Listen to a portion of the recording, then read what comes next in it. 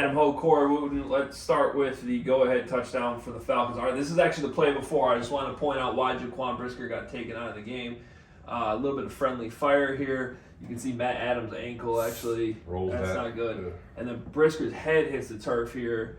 Pretty hard. And it's probably this right here. He grabs his head. Concussion spotter comes in, takes him out of the game. So we go to the next play. Good play call by the Falcons. We'll just run through the whole play here.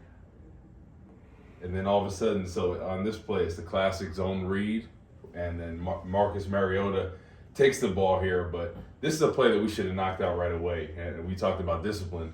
But DeAndre Houston Carson is in here, right here. So he's in for Brisker because Yep. Brisker's out. And he should have the edge right here. Travis Gibson should have the dive, which he does. He crashes down.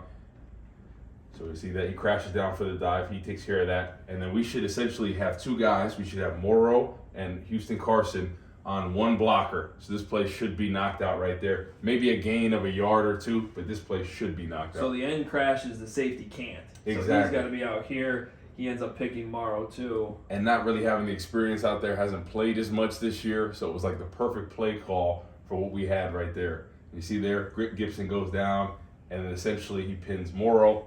Houston Carson's not there as well. So discipline, something that's plagued the Bears all season long. And then last week we saw Justin Fields send a DB to the locker room with the concussion. Unfortunately, Gordon took the brunt from Mariota here, and he goes out. Ruled out with a concussion too. So not a good play for the Bears.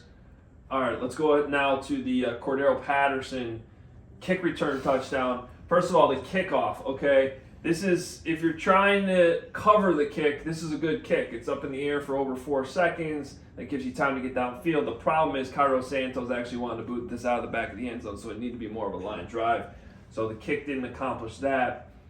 And then just a really, good crease by the Falcons here to give Cordarrelle Patterson a lane. And for CP, that's all he needs to get through. But if we look at it from the other angle now, you're going to see what goes wrong. You think Santos could have got him in that? Well, this is the second week in a row Santos didn't give the best effort. But what you're going to see here is, so keep an eye on all the way up here, Hicks. He's kind of like what you would call a safety on this play. And Matt Eberflus said after the game, the safeties, and Brisker is the other one, didn't squeeze enough. So keep an eye on him. Now, Matt Adams also is going to have a chance here. Matt Adams is right here. So he's supposed to fill this spot. He over-pursues a little bit. And these lanes, it's just like defense. You gotta, there's gaps. Gap discipline. So he just over pursues just a little bit here, and then when you get Cordarrelle Patterson cutting back, now he's out of position just a little bit. Still has a chance to make the tackle, and you're gonna see here just doesn't quite make the play. But again, Hicks can't be at the same level. The kicker's always like your last line of defense, exactly. Ultimate free safety. You got to have another guy who would consider more of your strong safety in here. So Hicks, to me, he's not in the right position either. Second a week in a row for him. He was also at fault on the Lions kick return last week.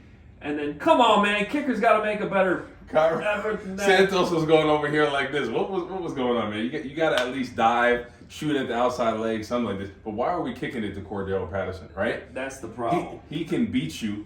I don't understand that, why they're kicking to him in this situation. I would rather squib, something like that. He can really hurt you. He fumbled the play before, bounced back with an NFL record kick return. Yep. We shouldn't kick to him. He's almost like Devin Hester, not quite to what he can do, but he's explosive. You don't kick to him. And as I always say, if it comes down to the kicker making the play, you got 10 other problems out there. Exactly.